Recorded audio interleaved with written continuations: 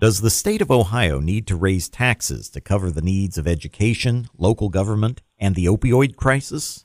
I do think there's plenty of money in our budget and at our disposal to attack these things, but it's all a matter of prioritizing. And unfortunately, the priorities in Ohio have not been focused on the things that matter, like education, fighting the opioid crisis, funding local police departments and fire departments.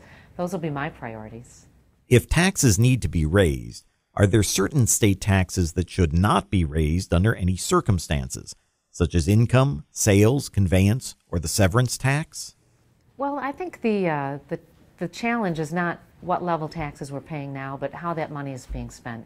Look, we don't print money in Ohio. We can only spend what we bring in.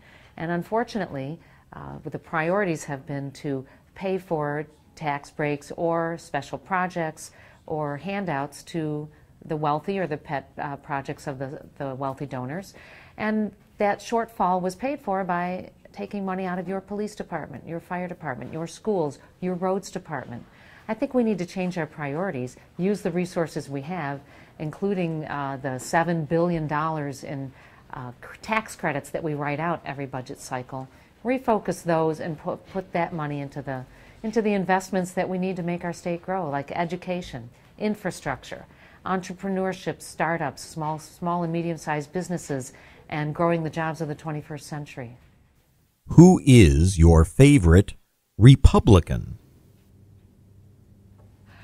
My favorite Republican? Well, that's a question I was not expecting to have.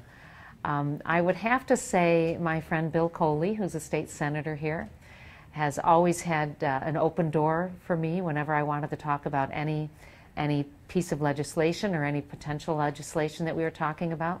We worked together on the financial institutions, housing and securities committee, and we found that we became very good friends.